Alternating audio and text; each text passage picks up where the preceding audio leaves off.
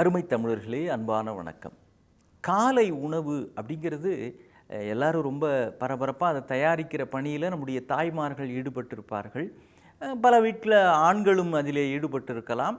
அலுவலகங்களுக்கு பள்ளிகளுக்கு புறப்படுற பணியில் பிஸியாக இருப்பீங்க, அவங்கவுங்க சூழலுக்கு தகுந்த மாதிரி.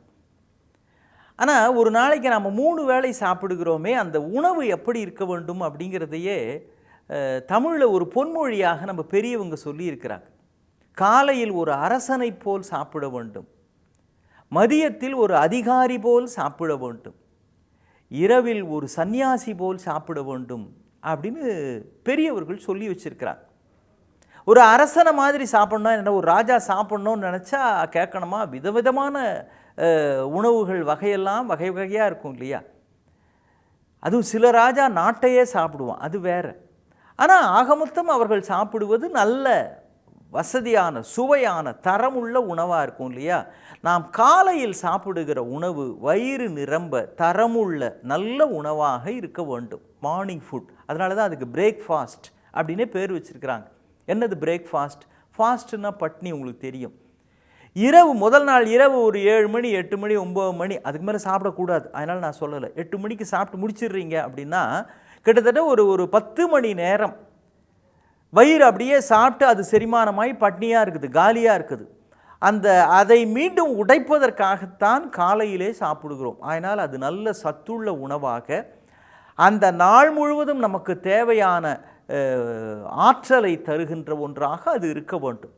அப்படி நல்ல சாப்பாடு அருமையாக இருக்கணும் அப்படின்றதுக்காக தான் அரசனை போல் சாப்பிட வேண்டும். நாங்கள் மதியம் அதிகாரி மாதிரி ஒரு ஆஃபீஸர் இருக்கிறாரு, அவருக்கு அது வரைக்கும் பல பிஸியாக இருப்பார். லஞ்ச் செஷன் அப்படின்னு லஞ்ச் டைம் அப்படின்னு சாப்பிட்டு டக்குன்னு போகிற மாதிரி இருக்கணும்.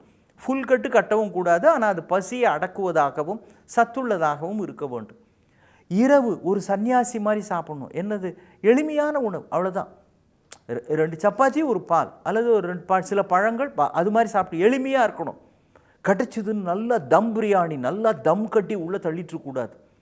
அதுவும் பயணம் பண்ணுறப்பெல்லாம் சில சமயம் பார்ப்போம், பஸ்ஸில் ராத்திரி 12 மணி 1 மணிக்கு எங்கேயா போய் ஹோட்டலில் போய் நிறுத்துவாங்க. சார் வண்டி ஒரு 15 நிமிஷம் நிற்கும் சார், இறங்கி போய் சாப்பிட்றவங்க சாப்பிட்லாம்பாங்க. அப்போவே மணி 12. நம்மளால் அப்போ விடாமல் போய் அந்த கடையில் அப்படியே பரோட்டா, அதுக்கப்புறம் பிரியாணி, சிக்கன் என்னென்ன அங்கே இருக்குதோ சாப்பிட்டு அப்படி ஏப்பம் விட்டுக்கிட்டு வந்து உட்காடுறாங்க. அது எப்படி தான் செரிமானம் ஆகுமோ அதை பற்றிலாம் கவலை இல்லை, போய் சாப்பிட்டு வாங்கன்ட்டார், சாப்பிடுவோம். சரி, அந்த மாதிரி உணவு பழக்கம் உடம்புக்கு நல்லது அல்ல. இப்போ காலை உணவு எப்படி சாப்பிட வேண்டும் அப்படின்றதுக்கு நமக்கு வழிகாட்டுறாங்க. எப்படி சாப்பிடணும்னு நிறைய பேர் சொல்லியிருப்பாங்க. எதெல்லாம் சாப்பிடக்கூடாதுன்னு கொஞ்சம் தெரிஞ்சுக்குவோம். இப்போ ரொம்ப ஃபேஷனாக எதை காட்டுறாங்கன்னா, இந்த சாக்லேட் சுவை இருக்கிற சீரியல்ஸ், அந்த பேக்கெட்டை அப்படி கட் பண்ணி ஜேசிபி வண்டியிலேருந்து கட்டடம் கட்ட இடத்துல கட்ட சரள கல் கொட்டும் பாருங்க, அது மாதிரி அப்படியே கொட்டுறாங்க. அது மேலே அப்படியே பாலை விடுறாங்க. இதில் தேவையான புரதச்சத்துக்களை விட தேவையில்லாத வேதிப்பொருட்கள் அதிகமாக கலந்திருக்கிறார்கள். ஏன்னா அப்போ தான் அது கெட்டு போகாது.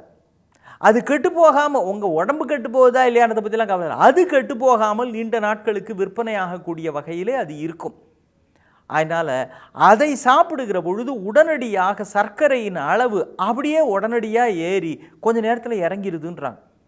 அப்போ குழந்தைகளுக்குள்ள ஒரு மந்த நிலை வருகிறது பிள்ளைகளுக்கு. இந்த சீரியல்ஸ் எல்லாம் அதெல்லாம் உள்ளே விட்டு, நம்ம கண்ணால் பார்க்குற சீரியல், டிவியில் பார்க்குறது அது ரசிக்கிறோம், அது அதோட முடிஞ்சு போயிடுது. இது உள்ளே விடுகிற சீரியல், நாம் உண்கிற சீரியல், அதிலே எச்சரிக்கையாக இருக்க வேண்டும். அதை சாப்பிடுவதை தவிர்த்து விடுங்கள்ன்றாங்க. இன்னும் சில பேர் ஜூஸ் சாப்பிட்லாமான்னா சாப்பிட்லாம். பழங்கள் காலையிலே நல்ல உணவு. ஆனால் இந்த பெட்டியில் அடைக்கப்பட்ட ஜூஸ் இருக்குது பாருங்கள், அதுவும் கெட்டு போகாமல் இருப்பதற்காக பல வேதிப்பொருட்களை அதில் கலக்கிறார்கள். வேதிப்பொருட்கள்னால் கெமிக்கல்ஸ் எல்லாம் அதில் கலக்கிறாங்க, அது கெட்டு போகாமல் இருக்கணுன்றதுக்காக. அதிலே இருக்கக்கூடிய சர்க்கரையின் அளவுக்கு மிஞ்சிய அளவு. அது நம்முடைய சராசரியாக காலை நேரத்தில் அவ்வளவு சுகர் லெவல் உடம்புல ஏறுவதற்கு ஆரோக்கிய அளவுகோல்கள் அனுமதிக்கவில்லை. அப்போ என்னதாங்க பண்ணுறதுன்னா, நீங்கள் பழச்சாறு தயாரித்து சாப்பிடலாம். வீட்டில் அவங்ககிட்ட கேளுங்க, அருமையாக செஞ்சு கொடுப்பாங்க. அதை விட சரியானது பழங்களை கடித்து சாப்பிட வேண்டும். பழமாகவே அதை சாப்பிடணும். ஆப்பிளை ஜூஸாக மாற்றி ஜூஸை குடிக்கிறத விட ஆப்பிளையே சாப்பிடுங்கள். ஆரஞ்சை ஜூஸாக சாப்பிடுவதை விட ஆரஞ்சு பழத்தையே சாப்பிட வேண்டும். காலையில் பழங்களை சாப்பிடுகிற பொழுது அந்த நார்ச்சத்து அதுவும் உள்ளுக்குள்ளே செல்லுகிறது, சாறு செல்லுகிறது, அதனுடைய இயற்கை நன்மைகள் முழுக்க கிடைக்குது. நீ கேட்கலாம், அப்போ வேற என்னதாங்க கொடுக்கறதுன்னு. வேற என்னதான் கொடுக்கறதுன்றத நம்ம வீட்டு பாட்டிமாவை கேளுங்க, தாத்தாவை கேளுங்க, பெரியவங்க அவங்க சொல்லுவாங்க. காலை நேரத்தில் சுட சுட இட்லி சாம்பாருக்கு இணையாக எதுவுமே இல்லைன்னு வேர்ல்டு ஹெல்த் ஆர்கனைசேஷன் அங்கீகரித்திருக்கிறது. நம்புவீங்களா? நம்ம இட்லி சாம்பார் சட்னி வடை இதுக்கு இணையாக தேவையான மினரல்ஸ் அதில் இருக்குது, விட்டமின் இருக்குது, புரோட்டீன் இருக்குது, கார்போஹைட்ரேட் இருக்குது. இதை தமிழன் கண்டுபிடிச்ச அற்புதமான உணவே மருந்து, மருந்தே உணவுன்னா அது இந்த இட்லி சாம்பார் வடைக்கு மிகவும் பொருந்தும் அப்படின்றாங்க. வெண்பொங்கல்னு செய்வாங்க, அது ஒரே நேரத்தில் ஒரு 4-5 அவில உள்ள தள்ளினா எப்படி மப்பும் மந்தாரமாக ஆயிருமோ அது மாதிரியான அந்த பொங்கல். ஆனால் அது ஒரு கப்பு ஒரு கரண்டி சாப்பிடலாம் ஒரு சுவைக்காக, அதிலும் கார்போஹைட்ரேட் இருக்கிறது. எனவே எதையெல்லாம் சாப்பிடுகிறோம் என்பதை விட எதை சாப்பிடக்கூடாது என்கின்ற தெளிவும் இருந்தால் நீண்ட ஆரோக்கியம் நிச்சயம். இன்னும் சந்திப்போம். வணக்கம்.